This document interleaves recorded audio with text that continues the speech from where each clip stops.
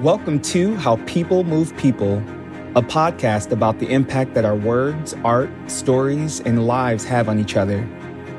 Each series journey unfolds in a sequence of 6 episodes.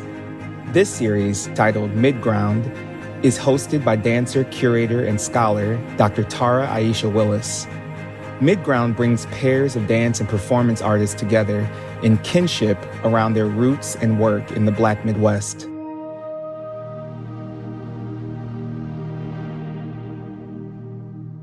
Where are you speaking from right now? And I think that neither of you is in the Midwest, but when was the last time you were there? Well, I am in what we call New Jersey now. And I teach at Rutgers, so I live near there in an area called Franklin Park. And I was last in the Midwest, a week ago, 2 weeks ago. And I was there on tour, actually. I was in Ann Arbor, Michigan. But I am from Detroit, the Detroit area. And so I actually got to see a lot of family because Ann Arbor is only 40 minutes away. And also while there, our group, the Jazz Continuum, did a tour of the Motown Museum, which I had not been in decades. And there's sort of some tangential relationships of that history to my family's history. And so yeah, I feel quite tethered to Michigan right now. I go back fairly periodically. Like my mother's 91 next month. And so I go back, I'd say, I don't know, I'm there like maybe every 1 to 2 months to just check in on her and make sure she's okay. And yeah, I always feel like a Michigander. I always feel like a Detroiter. It's very much I think in my sensibilities. And when people ask me things about myself, that's one of the ways I describe myself, is that I'm from Detroit. So I'm in New York, but I currently live in Brooklyn and have lived in Brooklyn since the early 90s. And I'm originally from Milwaukee, Wisconsin. And it's, as I was taught to say, when I was growing up, a great place on a great lake. And I just got invited to one of my dear board members' wedding, which will be in Detroit. And I've never been to Detroit. Ooh. So I have family in Michigan. There was a branch of our family that was really, back in the 50s and 60s, actually ended up locating there. And the last time I had to look on my phone that I was actually in Milwaukee was last November. Most of my relation to Milwaukee is family, and I have what many folks have documented as a gigantic family. And originally from Mississippi and from Arkansas, and they started coming up in the 50s and 60s. So most of my relations and reason for traveling to Milwaukee was and has been for my mom and for my family. But almost like anywhere I go on the globe, for either research or for relationships, it's at some point I start reaching out, or things start reaching out to me, and creativity starts kind of happening. And so last 10 years or so, ongoing relationship with Linden Sculpture Garden in Milwaukee, and the director there, Polly Morris, has been a fan of my work and bringing me back and forth to Milwaukee, as well as some other scenarios and situations. Melanie, do you know what your family migration, generally speaking, looks like? The Great Migration paths are so fascinating to me because you can so easily track the southern city to the northern city, Completely. And so because we are Detroiters, it's Alabama and Mississippi, which is quite common, and Alabama on my dad's side, Mississippi on my mom's side. And and my mother's side in particular has been very invested in tracing that lineage, and so we truly know the Mississippi city is Yazoo City, and my my parents are like 2 generations older than me. My parents were born in the 30s and I was born in the 70s. And so I was really fortunate as a young person to just be around people who had those stories, you know, in a way that I think that my peer group wasn't engaging with their elders in that way. So yeah, I would say that I don't necessarily feel connected to the South in that way, but I do very much feel connected to the Great Migration narrative, and particularly Detroiters, like those. So like my mom's family, they're West Siders. And just for the record, like that Journey song about South Detroit, there is no South Detroit. You're East Side or you're West Side. So my family side are West Siders, and you know, like the West Siders are like thick as thieves, like everyone knows everybody. And so, and my mother, you know, I remember all the time as a kid, like we would be out and she would see someone and it would be like, oh, aren't you so-and-so's niece? Or aren't you so-and-so's? My mother and her sisters all looked alike. And so she would get mistaken for the older sisters. And like these people were really in each other's lives as family, you know, sharing houses and in rental situations. And so that Motown thing that I was talking about, Berry Gordy, the founder of Motown, also a West Sider. And so his little sister was in my grandmother's wedding. We have a photo of it. Wow. And it's just like, it's really been fresh in my mind lately because I've lost a couple of uncles in the past few months. They live very long on my mom's side, so they were each very close to 100. But yeah, that connection to family is Detroit, like that network of family, of extended family and you know, blood family, found family, all feels very much part of my understanding of being a Detroiter and by extension a Midwesterner. And it's interesting hearing you talk about, Reggie, going to Milwaukee and like you're there for family, and also there's this connection to work. I don't work when I go to Detroit. Like it's like a whole other. Like, I don't think anyone there knows me in that way. I'm not even sure my family knows what I do, to be honest, but or understands it. Like, they know that I'm doing things. But I don't think they do. We can all relate to that. But I have had occasion to work in, you know, the surrounding big Great Migration cities, Milwaukee and Minneapolis and Chicago and Indianapolis. And it's so interesting because whenever I'm called to go to one of those cities, I get there and I'm always like, oh, I recognize this place. Like it feels so familiar. Yeah. Those cities those cities as Black cities feel so familiar to my understanding about like how to live in a place, you know. And as someone who's a nester, it's always very comforting when I get to work in those cities because I don't have the adjustment period trying to figure out how to settle. It takes me a minute to like get myself settled in a new place, even if I'm there short term. And so I feel a real affinity to those cities. And quite frankly, I've often said if I thought I could do the work that I'm doing now and still live in Detroit, I would move back. I would absolutely do it.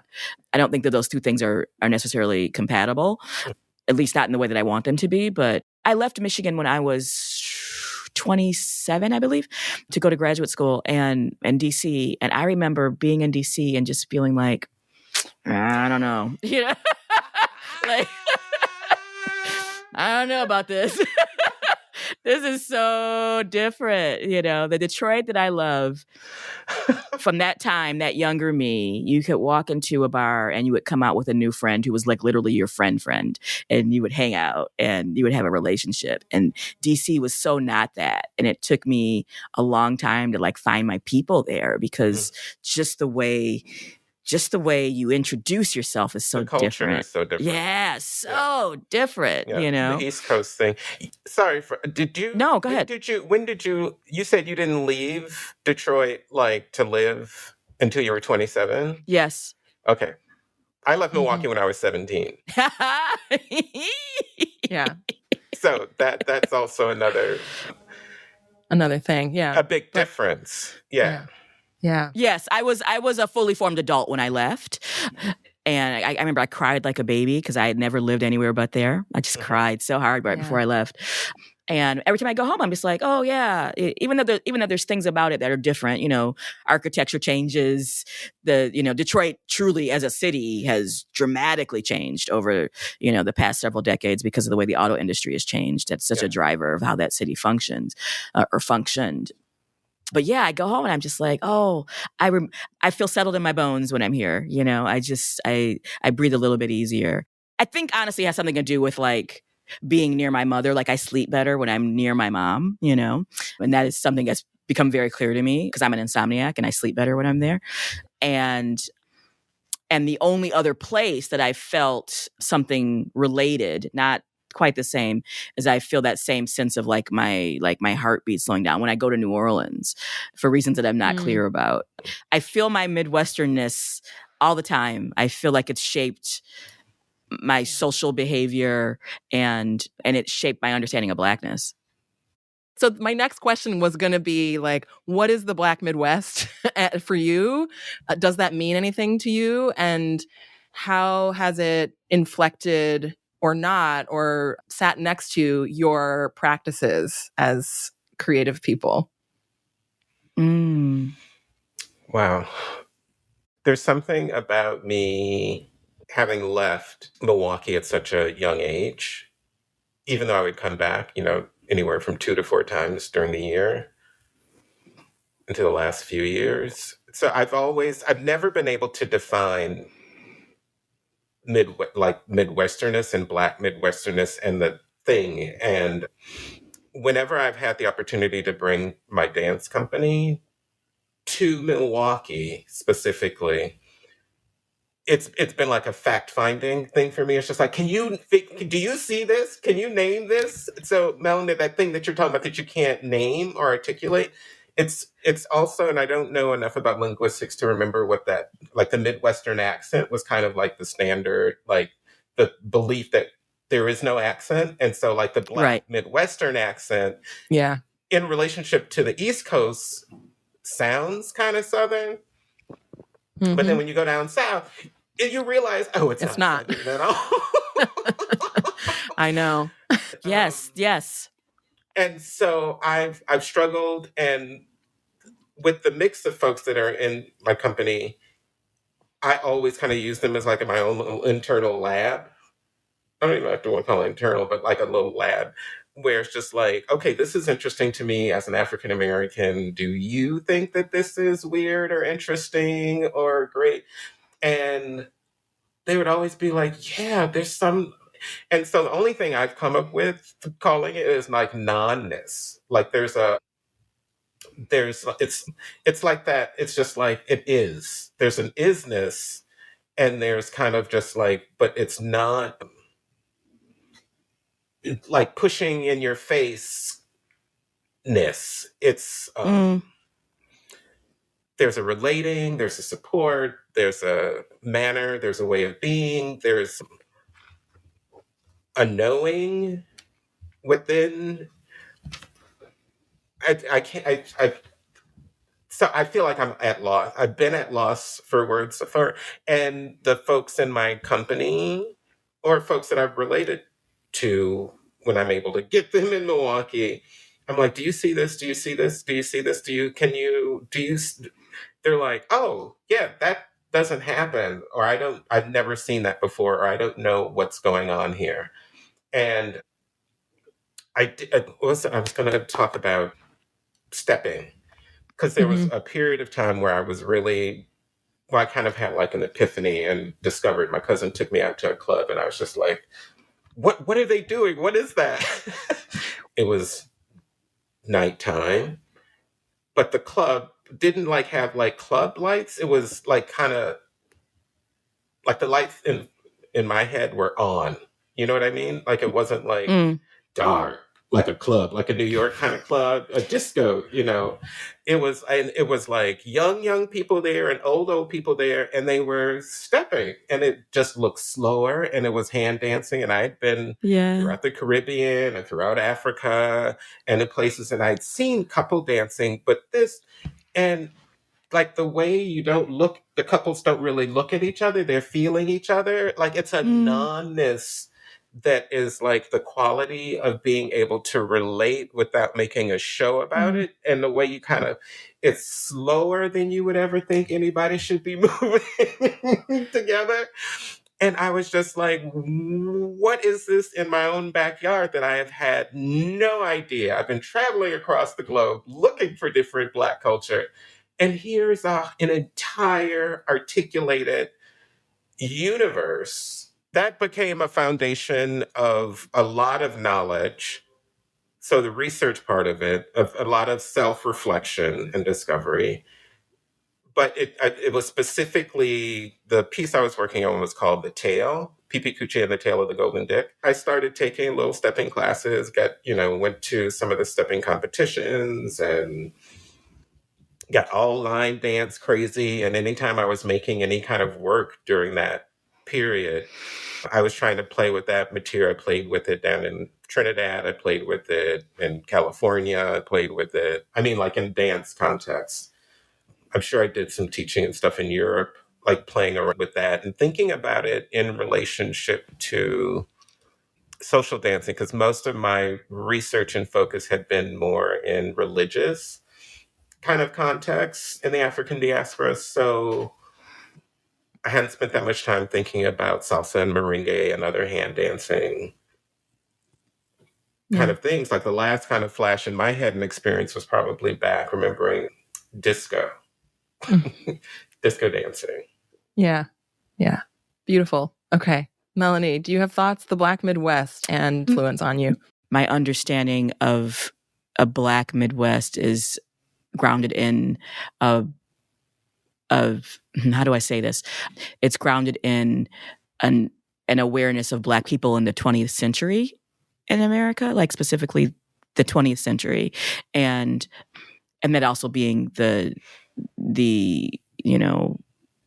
time in which I was born as well, the late 20th century. But like that feels very specific to me, like particularly looking at America in that sort of 100-year span. And I think that's mostly where all of the kind of research and investment I have around art is centered around that as well. I think it has to do with, like, as a young kid, I was very much like, I wanted to hear the stories from my elder relatives. I loved, my mother would always talk about how I loved looking at the old photo albums of seeing who they were before I met them.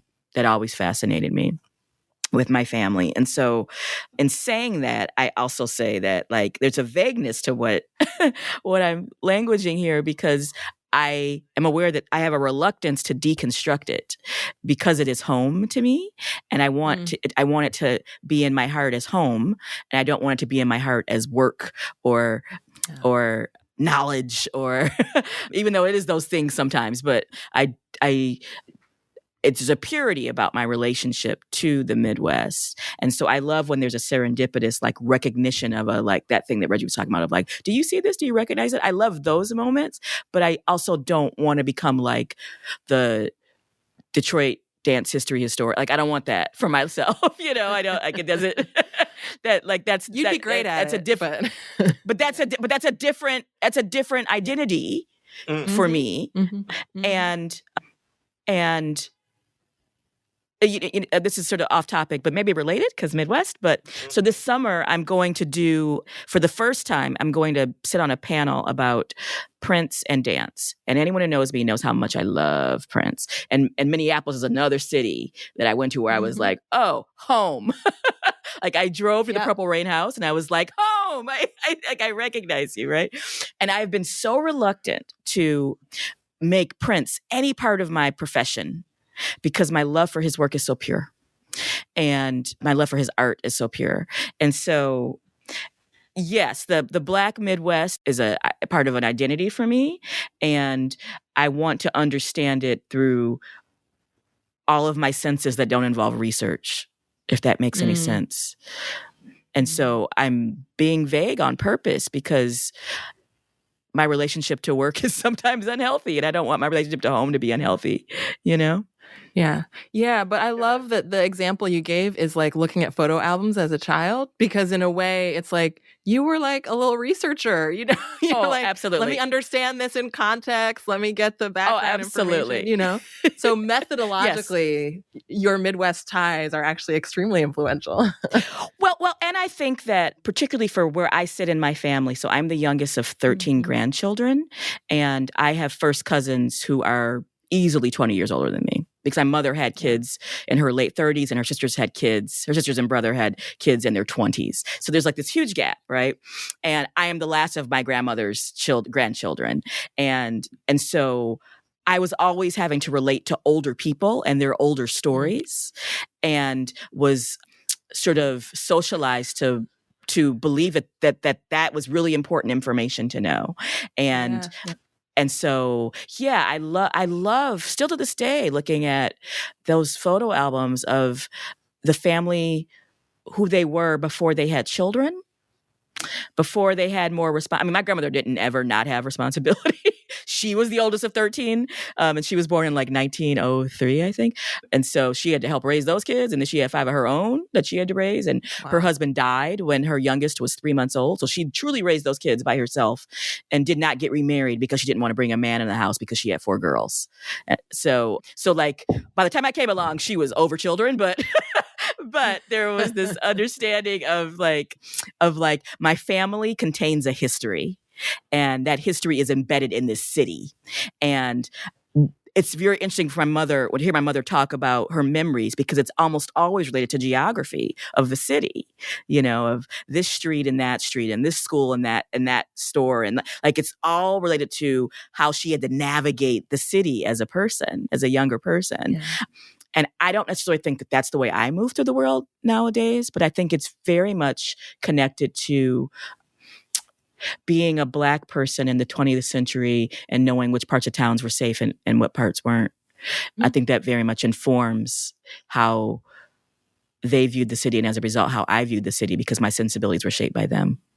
My dad is 89, so I very much relate to he's, you know, born in 1934, and I very much relate to that kind of multiple generations. He moved here in the 50s, I think, the early 50s or something like that, and his understanding of the city is still based on that information. And I'm like, this is not how it works anymore. I mean, it does in some ways, right? A lot, like, the segregation is still present, but it's not like literally you can't go over there.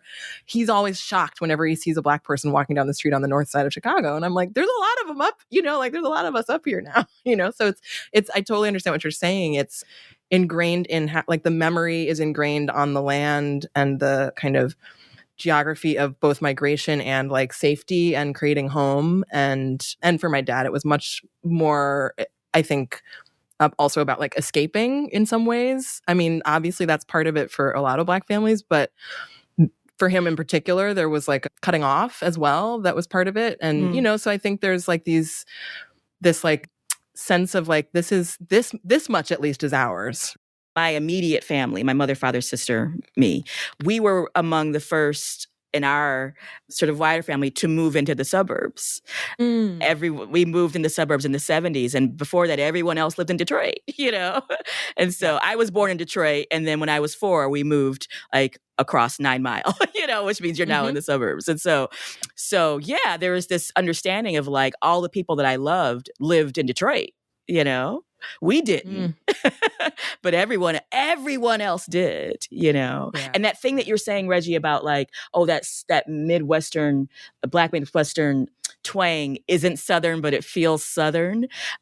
But then you go to the South and it's not that. When I was a kid, I sounded more Southern because of the family members that I was around. I remember being in middle school and I said the word pale, P-A-I-L. But I said it as pale. It had 2 syllables. And my teacher couldn't understand me. She's like, what are you saying? My white teacher couldn't understand me. And I was like, pale. Yeah. You know? And I know. I still can't hear the difference. I love it. Wait, okay. So Reggie, you mentioned a story about like encountering dance in Milwaukee, and maybe you have another one. But Melanie, I'm curious if you have, even though I don't want to mix work with home too much, but yes, you do. but I do. And so do you have any specific like childhood memories or young person, you were there for so long also, that are not necessarily something that totally overlaps with your work, but that maybe is part of the path that got you where you are dance-wise? I think one of the great things about being in Detroit as a city that was recognized for an arts culture is that I was very easy to be exposed to art. Like it wasn't, I hear stories of other people who had to like go seek it out. It was readily available in my city and surrounding areas. And I had parents who were interested in it. I was a music kid more than I danced, right? But my dance experiences were in white dance studios with, quote, jazz, air quotes around that word because it's not actually jazz, ballet, tap. And then I had like my social dance environment, which was dancing with my friends and dancing at family reunions. And I see those things as being really really separate and very different. Yeah. So many people of my generation are like, oh, I saw Ailey. And that's the thing that made me want to be a dancer. And like, I think I have a version of that story as well. But I also say like being in a Black city where the arts are readily available, I saw Black people doing dancing and singing and painting and like all the time. It was so visible and readily available to me. And so I don't think I have the story of like I had to conceive of myself as being an artist by like watching so-and-so on television. Like, no, like literally it was everywhere. And I think that is like this really beautiful benefit of being a Black person in a Black city. Detroit wears its Blackness openly. There are many Detroits. I should say that. There are many Detroits. Yeah. But the Black Detroit wears its Blackness openly and confidently. And as a result, there wasn't any translation I had to do around who I would be, right? I just had to figure out how to get there, but I didn't have to translate it. So my work now, which is very much centered around rooted jazz dance, it's so interesting every time we do the Jazz Continuum and we go to a new city, we bring in local folks to bring in their social dance traditions, their Black social dance traditions into our show.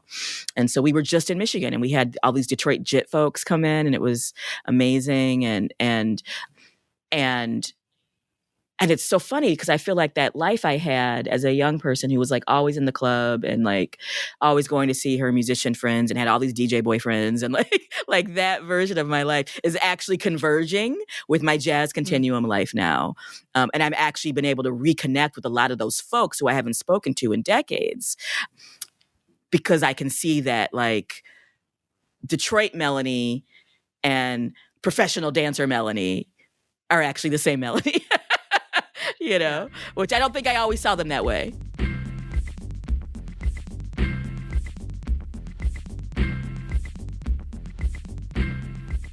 Can both of you describe your practice and what lineages do you see it being part of?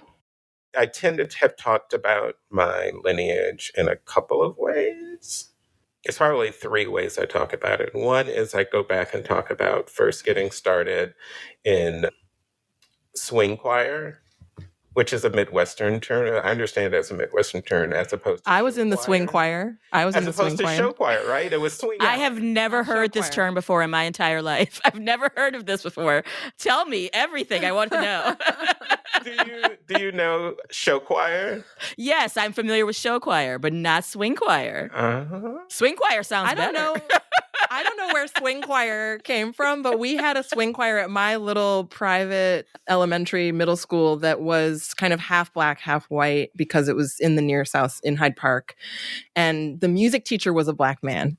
He was like the only Black man on faculty at this elementary middle school. And it was the swing choir. He ran that swing choir. And he said, I'm going to make these babies swing. They're going to swing. We're not showing out. We're swinging.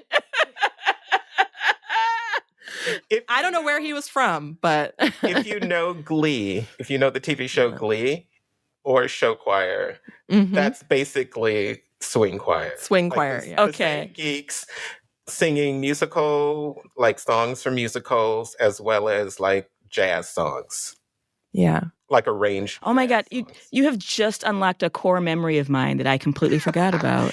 You were actually in the swing choir. I wasn't. I wasn't, but I was. Like, when I was in the 5th grade, we had a Black music teacher come into our school. He only taught for 1 year. And this was clearly like a man who had gotten his chops in the church. And he had us as like 5th graders singing these really swinging jazzy versions of like "Are You Sleepy, Brother John?" And I still have the cassette tape of it, of like me and 3 other girls, like we're the Andrews sisters or something. That's it. Oh my God, I completely forgot. I was in swing choir. You were in swing choir for 1 year. Okay, so Reggie, so you were in swing choir first. That's your first kind of moment of choreography. Middle school chorus, and then like we did musicals. We did Godspell, we did Guys and Dolls, we did West Side Story, and there was a huge there were competitions citywide, and we would win those competitions. So I started off in musical theater, and then I took some like Gus Giordano jazz and some ballet, and then went off to a summer camp at Northwestern and got introduced to Graham. And so that, like, and somebody came to New York and then got the postmodern because it was like NYU and it was all like, the Grand Union and postmodern, city. So that's one version of my lineage, right? And then another thought about my lineage is in that modern dance, concert dance, like studying Horton, studying Graham, studying Cunningham. And then my comp teacher, Phyllis Lamhut, who was with Alvin Nicolai. And so that's another part where I kind of talk about Phyllis as my composition teacher. Then Phyllis was from Alvin Nicolai from Hanya Home from Mary Wigman. So that, back to Nazi Germany, right? So being from Milwaukee and Wisconsin and the Germans, I somehow like try to awkwardly and hopefully uncomfortably tie myself back to those traditions. So that's the second one. Then the third one is when I got to New York, thinking about who the Black choreographers were when I was starting to choreograph and think about myself as a Black choreographer making, for lack of a better term, kind of postmodern work in downtown New York. It was B.B. Miller, it was Ralph Lemon, it was Jowley, it was Ron Brown, it was David Rousseff, it was Bill T, it was Lady Gord Sangoma, it was Marlise Yerby. And so each of these kind of downtown, I think we call ourselves more downtown than postmodern, Black choreographers, all of their work looked different. And there's like a whole list of names that I'm not like recalling or bringing up as part of my lineage. But I remember looking at those choreographers that I just named, looking at their work and specifically thinking they're doing whatever the fuck they want. They're articulating their truth with the things that they've been exposed to in the manner in which they want and who they have access to perform their work. And doing it the way that they want. So I can do whatever I want.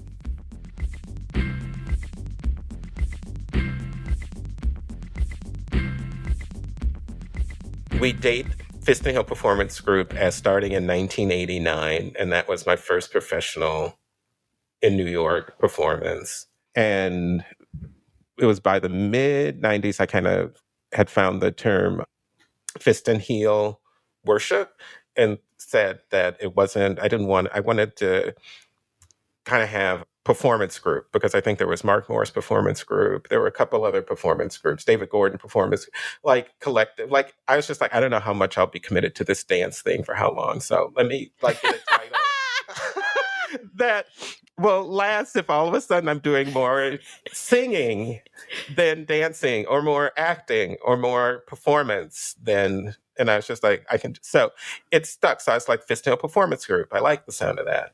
And then I was like, let me just throw all these different words together to confuse people because that'll be funny. So I started saying post-African, neo-hoodoo, modern dance. And I was like, I definitely used all of those words in the pre-show talk that I gave. I definitely I bet you used did. all of those words. And I feel like now, thanks, Melanie, for individuals such as yourself doing like real, academic scholarship and talking about me when I'm in the room or not in the room. But now it just feels like a serious thing. Post-African neo-hoodoo modern dance. It sounds like something solid. And it started off as just like, those were too many words back in the 80s and the 90s to talk about a dance. When there was a debate about what was Black dance, was my dance Black dance? And I have a younger dancer in the company now. And she was just like, yeah, there's a group, there's a bunch of us Black postmoderns and da-da-da-da. And she kept talking. I was just like, wait a minute, back up. Did you say like a whole group of us Black postmodern dancers? I was like, wait, what? It's like a community, a thing somewhere. I was just like, we didn't even know how to call ourselves that. And yeah. But because of you and all those people you named, there is that. Yes. I mean, like there's a lot of young dancers who identify that way, myself included.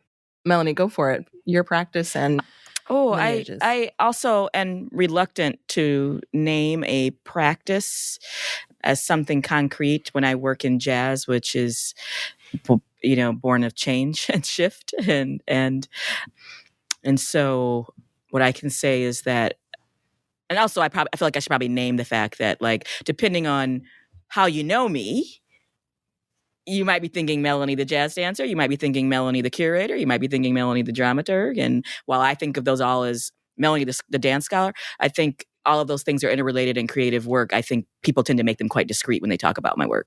For many, many years, there was a duality in lineages and training for me, and that I grew up in a jazz household, which is to say I had a father who was not a musician, but was obsessed with jazz music. And there was never a time in my life where I was not exposed to it. And when I was young, I resented that because it was kind of like forced on me.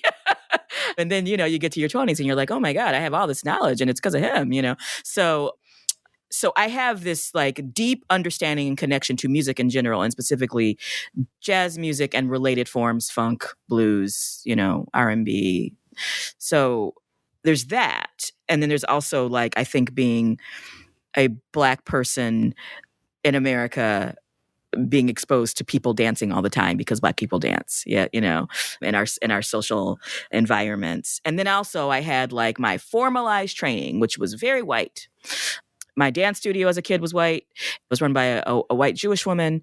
And I went to college. And while they did focus fairly equally, maybe 60-40 ballet, modern jazz in the curriculum, the hidden curriculum was, if you're going to be a serious artist, you need to be a modern dancer.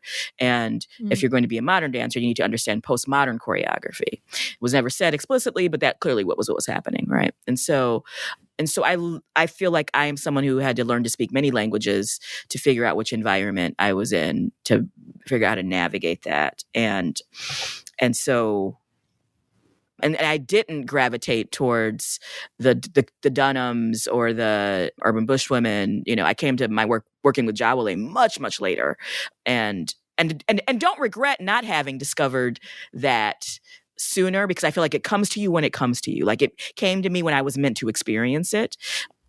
And I also came to like an understanding of Jawole as a jazz artist in a way that I would not have had an appreciation for if I had been exposed to it earlier. And I think I would have been quite didactic in how I shared what it is she does, as opposed to like really seeing it as this being this generative jazz thing.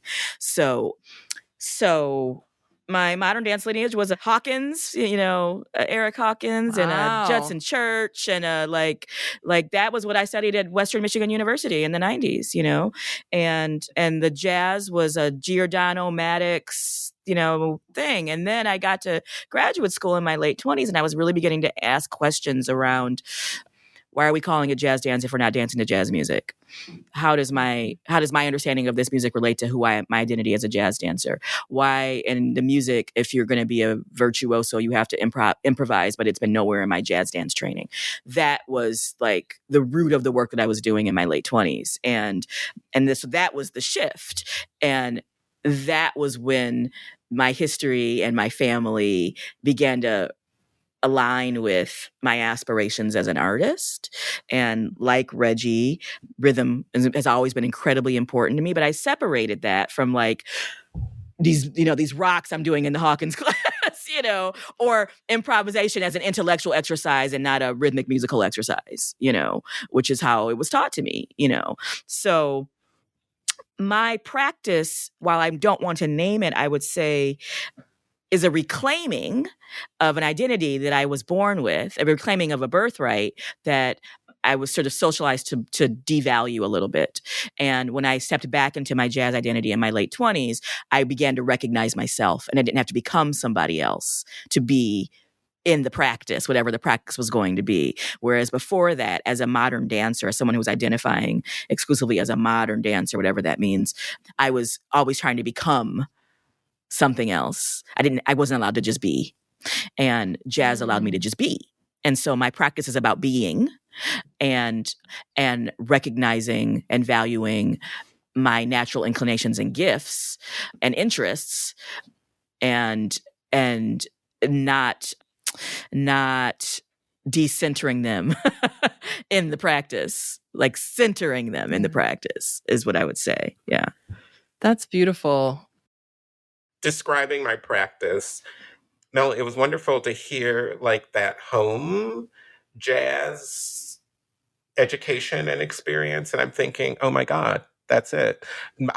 Jazz was not a big thing in my home. The big thing, music's in my home that was really drummed in was really soul and blues.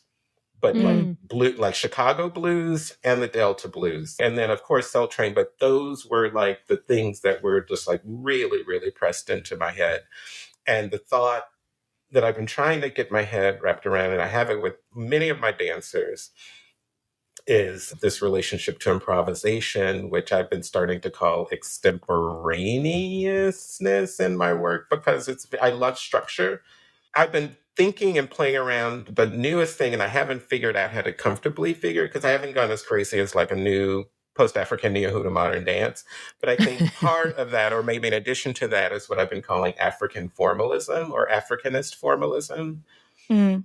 And thinking about how, and I got to that through my socio, anthro, ethno, and more spiritual and religious practices of looking at how structured Africanist religions are in the ceremonies, in time and in space and in action, just like how specific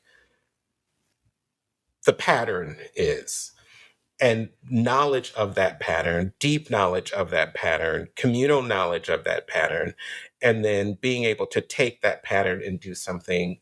And somehow the soul blues versus the jazz, that kind of set my head up. It's just like, I feel like that's a new key I have to think about my relationship to, we were just talking in rehearsal with we're teaching a new dancer with an older dancer, some material that's older, was just like, yeah, this whole thing about improvisation, I keep trying to figure out what's my relationship or not to it, is people come see my work and it's just like, oh my God, the dancers were improvising. I was just like, how were they improvising for 7 minutes in unison on, on the beat, like in unison, improvising? No, there's a different thing, but because they were themselves in it, it has a sensibility that folks usually only identify with improvisation, but how those two things live together. So somehow my head wrapping around African formalism is what I'm trying to language.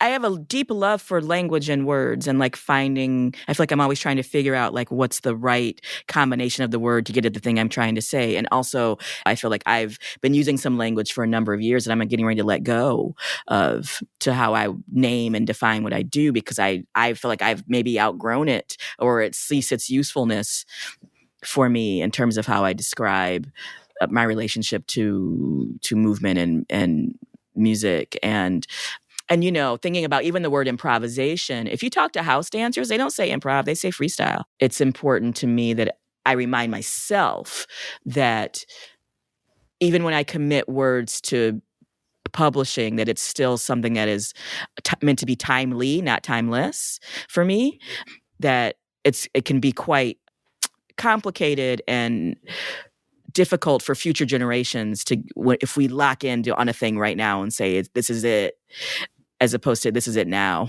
For a long time I was calling my work neo-jazz, and I feel like I'm letting it go. I've outrun the usefulness of that term to describe what it is I do, while also trying to figure out how to say, because I'm in this touring production of a show, of an offering that is with dancers who have a completely different lineage than mine. House dancers, hip hop dancers, Lindy Hoppers. And that's actually not my training, right?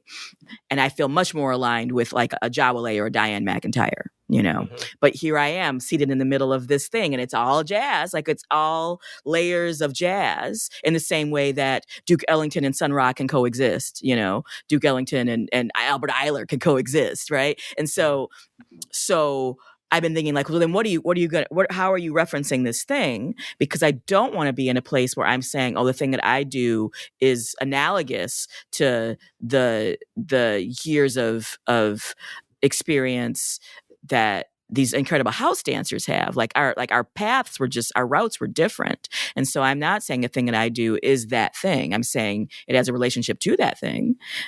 And I've been in my notes, I've been saying, and like when I think about like, what am I doing? Who am I? I call it toward an expansive view of jazz, because I think right now there is a dialogue around like, what's authentic jazz? And I'm like, oh, I'm less concerned now with authenticity as I was many years ago. And I'm more concerned with roots and fruits that come out of a Black understanding of jazz. And that to me feels expansive in a way that language can be quite condensing.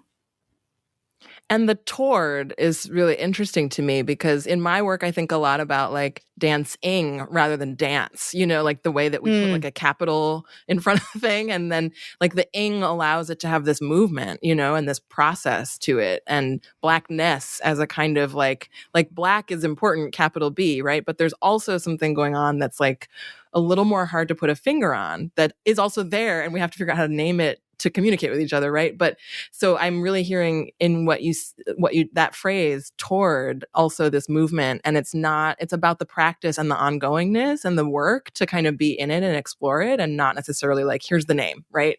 I used to have this website called Jazz Dance Direct, and the whole thing was like, we can't find jazz dance anywhere. So I'm going to make a website that says like, here are the companies, here are the books, here are the schools you can study jazz. Like, what is that thing, right? This like database of things.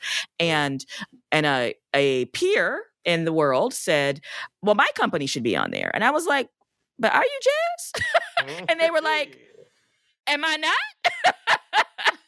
And I was like, okay, Melanie, okay, you cannot keep saying that all your work is through community and then keep closing these gates on people. Mm-hmm. That's not expansive, and nor is it welcoming. So you need to really look at how you might be disenfranchising people whose work is very much adjacent to the thing that you are so value, by saying like, oh, like authentic jazz, like I'm going to focus on the Lindy Hoppers. I'm going to and I still am. I'm working with those people every single day, but like, I'm actually not one of them. So am I disenfranchising myself? Like, like I really had to do some deep thinking around that, and going back to your question about lineage to figure out like, oh, who am I? Who's part of my my sub tree in the bigger family tree. It's Frank Hatchett, and it's JoJo Smith, and it's Lynn Williamson, and it's also Jawole and Diane Walker, Diane McIntyre, and also Diane Walker, and like, and where do those things overlap? Sheila Barker, like, where are all these things intersecting? And also being aware how Black women, your body. Yes. And how can I be more transparent about that in a way that isn't coming from a place of defense? How, as you both grapple with like the problems and possibilities of languaging what you do and what you've inherited, how are you thinking about transmitting? How are you thinking about like how those legacies and inheritances are passed on through you to other people or beyond you? At this particular moment, I'm in a time where, while yes, I am, front facing as a educator in a classroom weekly. For me right now, personally, I feel like I'm in a very sort of internal phase of excavating and rediscovery. And because even though I'm talking very publicly on a podcast, I'm also feeling very private about some of that work, in the sense of it's not ready to be transmitted yet. And so there's some sort of like time delay in what students are receiving from me and where I'm actually at right now. Like what they're getting is actually yesterday's bagel. Well, I'm making the new bagels right now. A little dry because you can't eat the bagel and make the bagel at the same time, right? So like they're getting the done bagel while I'm thinking up the new recipe. Amazing. Going through when I just first started admitting that there was a pain, a physical pain that I was experiencing every time I had to language or write about my work, either to get funding, to get a show, to convince a dancer, to validate myself in some context, nationally, internationally, across some body of water or whatever. And it went from that to, saying that I hate words, to saying I hate the written word, to, and people accosting me and saying, well, how can you hate the word? And you write this and you have reading lists for your shows and you da-da-da-da and you teaching in these contexts and you showing your work. And it's just like, I can be in multiple places at the same time, emotionally, psychologically, and kinesthetically. But then thinking about the history, Tara, what you're referring to is we've been investigating and thinking about what a Fist and Heel Institute would look like. And clearly, as far as I can imagine, economically, as well as my own bandwidth for work, administrative work, is, it's the work that we've been doing, it's some type of form or structure or container that could hold what all of the different types of work that we're doing, the work that happens for the performers in the studio, the work that happens when we perform with an audience or viewers, the work that happens when we're in the studio sharing what we do, when I'm engaging with other choreographers and scholars and talkers and thinkers and doers and makers and believers in multiple contexts, whether that's K through 12, whether that's undergrad, graduate, whether that's with elders or seniors or with folks with different disabilities, like how to come up with something that could house and archive the work that's already been done, the work that the different folks connected to Fist and Heel that they've done, that's connected to the surprising number of spiritual leaders that have come through or out of Fist and Heel has been something that's kind of surprising to me. And folks that have come out of the closet as having had a religious background or having a spirituality or not having to sever that in order to kind of be part of the concert dance world. I think definitely believing and knowing that the body thinks, and that dancing has been my way of coming into relationship with the world, with math concepts, with intellectual concepts, with philosophical concepts, with my own self and culture and community, my own regionality as it changes and shifts, as my accent changes and shifts.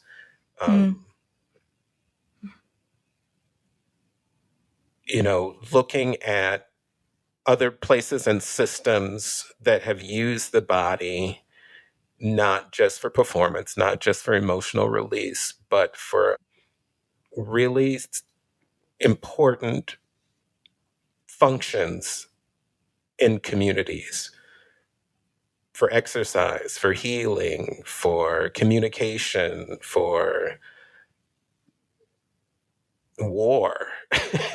Like allowing, I think it's the soapbox I want to get on is like trying to figure out how to advocate for dance to be at the table. And by that, I mean like respectfully and at all tables and at all levels where decisions are being made. I feel like those of us that have spent a lot of time in studio or in performance or in motion, we need to continue to struggle to language it, to crystallize it, pinpoint it, be flexible with it, and what I would sometimes call when I teach composition like a working vocabulary or a working notebook. That you write down what works for you in the studio, a working definition. So what works for you right now, and my definition of time, choreographic time, might be, or has been for a long time, that serves me in the studio is how long it takes something to happen, right? But if I go in the studio and I'm thinking about time in a really different way, choreographic time in a really different way, I'm fine changing it. If it's going to help the bodies in the studio help me get somewhere that I'm trying to get to, but being able to work with an idea that I got from actually a Black Catholic nun down in New Orleans at Xavier University, at Institute for Black Catholic Studies, was it's not either or, but it's both and plus, and then it's like both and plus and then some. Last question. Who is your work for? My short answer is that my work is for community, and the fostering, the bolstering, the amplifying of community. And there are multiple communities in which I'm working with, but I think that that's like, I'm trying to do all of that work through that. It's the way I teach. It's the way I curate. And I hope it's the way that I make, although all those things are still making. And I also think that like my work as a dramaturg really informs that, in that my work as a dramaturg is artist-centered, right? And so my work as a curator. And so I think that, one of the things I say to artists when I'm working with them is that, I want you to have made a thing that you feel satisfied with before an audience ever sees it. I want like you to be secure in those choices before it gets to the stage.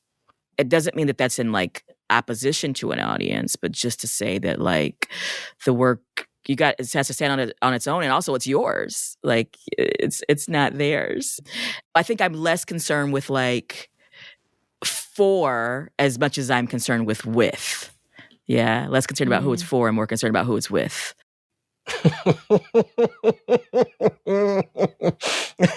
My smart ass answer to that is anybody that can pay for it. That's a great answer. But it's more than, I feel like some people have tried to call me out when I've said this before, but I really don't think that I think about the audience when I make my work. They're just like, yes, you do, because and I'm just like, I feel like I've been really blessed, and as I make the work I need to make at a particular moment to help me figure out things or to be in relationship to. And I have not had to have spent an enormous amount of time, for better, for worse, thinking about who I do or who I don't want to see the work. I feel like my curiosities take me to a bunch of different places in a lot of different contexts, and I'll try to show my work, or I'll be forced to show my work in many of those contexts. So I feel like it answers itself.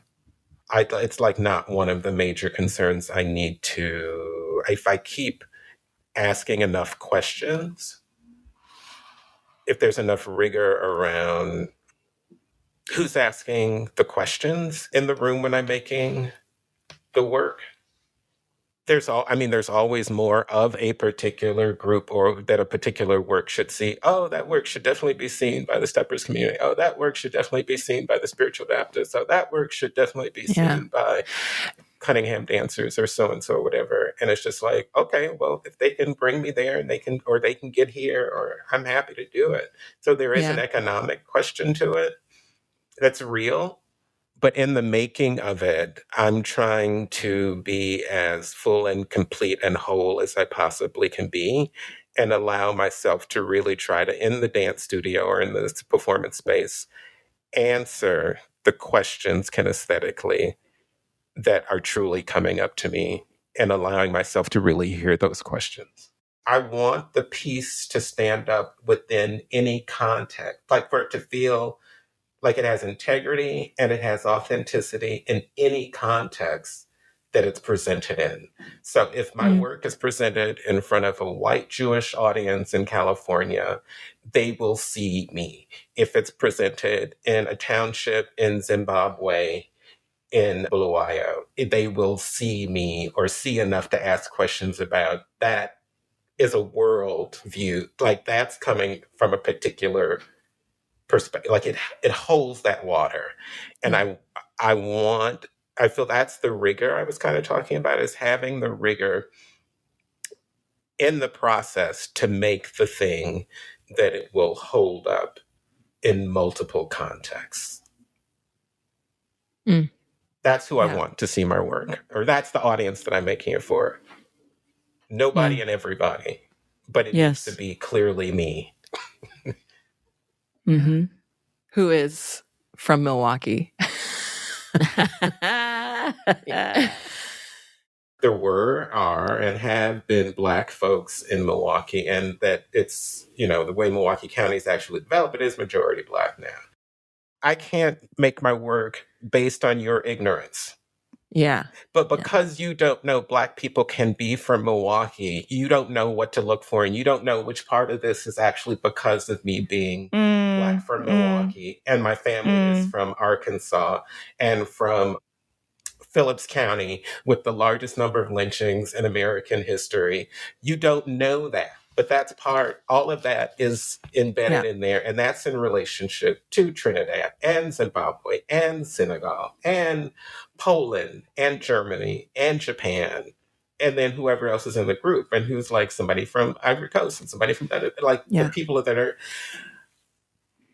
I can't hold that mantle to educate, I think that's the best way. I need to remember that. I can't make my work based out of your ignorance.